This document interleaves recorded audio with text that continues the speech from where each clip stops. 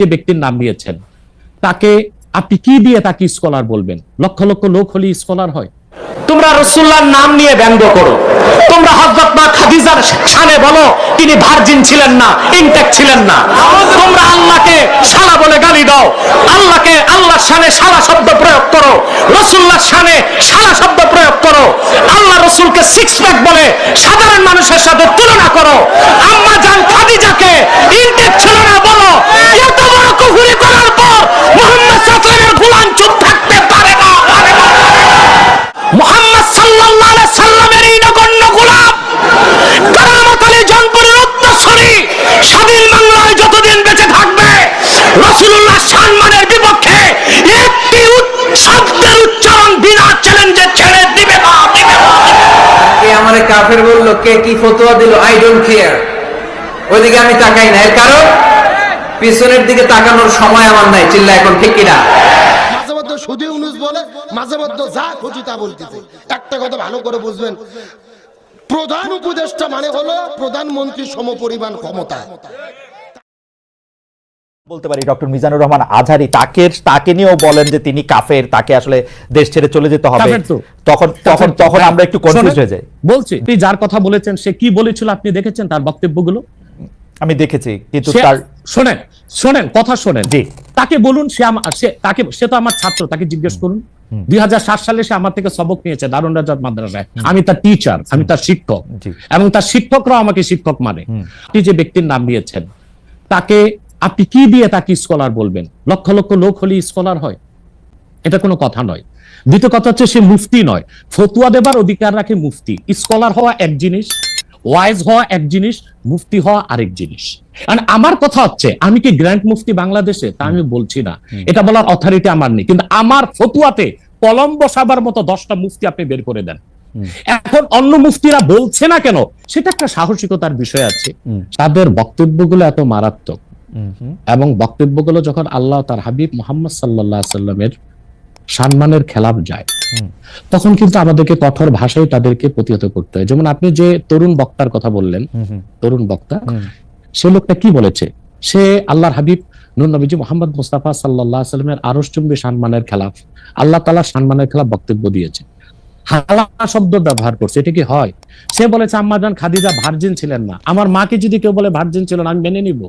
সে বলেছে যে এরপর কিন্তু স্যার আপনার কাছে কি মনে হয় না উনি তাকে আসলে অসম্মান করার জন্য একটা ফ্যাক্ট সামনে আনছে? না না না, এটা আপনাদের মৌলিক বিশ্বাসের মধ্যে একটা বড় ঘাপলা। আমার সাথে আপনার কথা বলার যে শব্দচয়ন, সেটা কখনো আল্লাহ তার হাবিব সাল্লাল্লাহু আলাইহি ওয়াসাল্লামের শানে ওই শব্দচয়ন ব্যবহার হতে পারে না।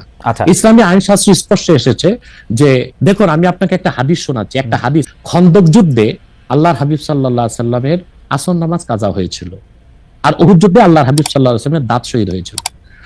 উহুদ যুদ্ধে আল্লাহ হাবিব সাল্লাল্লাহু আলাইহি ওয়াসাল্লামের দাঁত শহীদ হওয়ার পর আল্লাহ হাবিব সাল্লাল্লাহু আলাইহি ওয়াসাল্লাম কাফিরদেরকে বদদুয়া করেন নাই, কিন্তু খন্দক যুদ্ধে নামাজটা ছুটে যাওয়াতে এত কষ্ট পেয়েছেন আল্লাহর হাবিব, তিনি বদদুয়া করেছেন, আল্লাহুম্মা ইমলা বুতুনাহুম ওয়া কুবুরহুম নারা, আল্লাহ কাফিরদের কবরগুলো আর সিনাগুলো জাহান্নামের আগুন দিয়ে ভরপুর করে দাও, তাদের কারণে আসর নামাজটা পড়তে পারলাম না। মাগরিবের পর আল্লাহর হাবিব সাল্লাল্লাহু আলাইহি ওয়াসাল্লাম আসর কাজা করে মাগরিব পড়েছেন। আল্লাহ তখন হাদিসে কুদসি নাজিল করেছেন, মুহাম্মদ সাল্লাল্লাহু আলাইহি ওয়াসাল্লাম আপনি উহুদে আপনার দাঁত শহীদ হয়েছে, আপনি মাফ করে দিয়েছেন, কিন্তু খন্দকে নামাজ চলে গেছে, আমার হকটা মাফ করলেন না।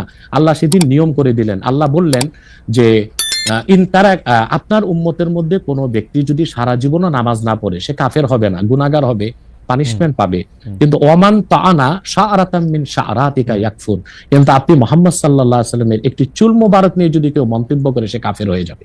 তার মানে হচ্ছে আমার আপনার ক্ষেত্রে যে শব্দচয়ন চলে, সেটা আল্লাহ তার হাবিব সাল্লাল্লাহু আলাইহি ওয়াসাল্লামের আরশচুম্বী শানে চলে না। আর কে আমারে কাফের বললো, কে কি ফতোয়া দিল, আই ডোন্ট কেয়ার। ওইদিকে আমি তাকাই না, এর কারণ পিছনের দিকে তাকানোর সময় আমার নাই। চিল্লা এখন ঠিক কিনা? সিংহ একটা সিংহ ঘন্টায় ছুটতে পারে 90 কিলোমিটার বেগে। কত কিলোমিটার? একটা হরিণ ঘন্টায় ছুটতে পারে 100 কিলোমিটার বেগে। তাহলে কে জোরে ছুটে? জোরে বলতে হবে। সিংহ কত কিলোমিটার? হরিণ। তারপরেও হরিণটা 100 কিলোমিটার বেগে ছোটার পরেও সিংহটার কাছে সে ধরা পড়ে যায়।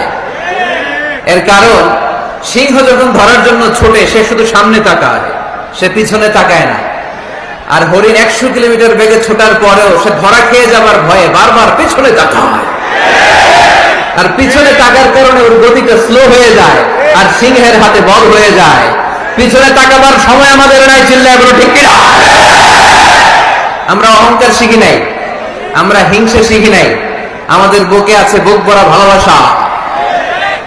আমি বিএনপি বুঝি না, আওয়ামী লীগ বুঝি না, জাতীয় পার্টি বুঝি না, জামাত ইসলাম বুঝি না, তাবলীগ বুঝি না, পীরের মুরিদ বুঝি না। যারাই করেছে লা ইলাহা ইল্লাল্লাহ, তার জন্য আমাদের হৃদয়ে জায়গা আছে না নেই? মুসলমান কেন, হিন্দুদের জন্য আমাদের বুকে জায়গা আছে না নেই? হিন্দু ভাই যদি বলে আমি পড়বো আশহাদু আল্লা ইলাহা ইল্লাল্লাহ ওয়া আশহাদু আন্না মুহাম্মাদ রাসূলুল্লাহ, তার জন্য আমাদের দরজা খোলা আছে না নেই? This is the beauty of Islam. এটা ইসলামের সৌন্দর্য, এটা অনেকে বুঝতে চায় না। আল্লাহ আমাদেরকে সহি সমঝ দান করুক, আমরা পড়ি আমিন।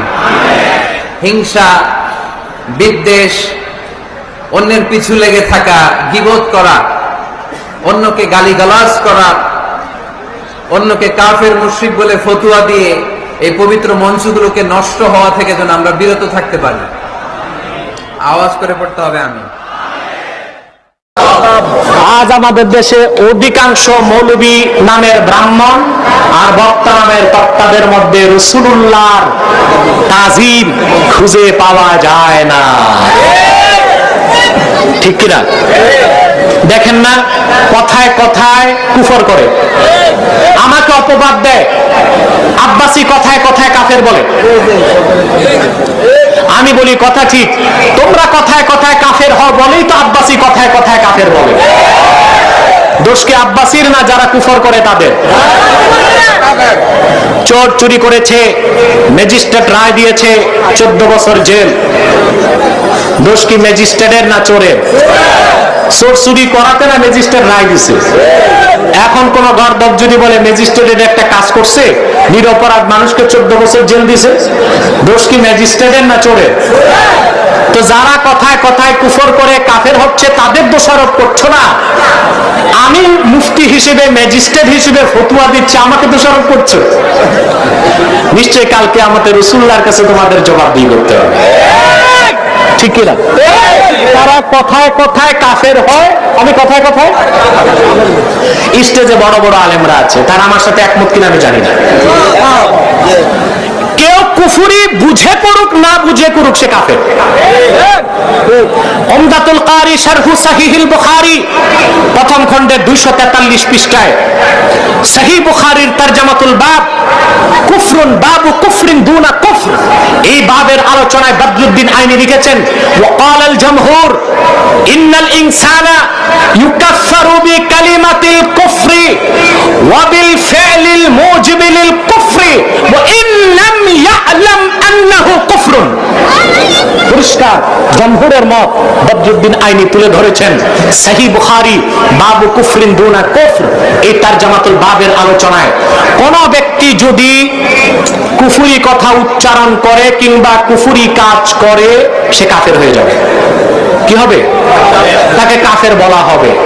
ইয়াকফুরু আসে নাই, ইউকাফফার, কাফফারা ইউকাফফিরু, তাকফির বাবে তাফঈল থেকে এর অর্থ কাফের বানানো, কাফের করার দেওয়া, কাফের স্বীকৃতি দেওয়া।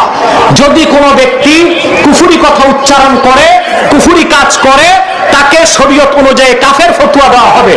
ওয়া ইন লাম ইয়ালাম আন্নাহু কুফরুন, লোকটি যদি নাও জানে কাজটি কুফর, কথাটি কুফর, তারপরে তাকে বলল কেন, এই জন্য কুফরের ফতোয়া দেওয়া হবে।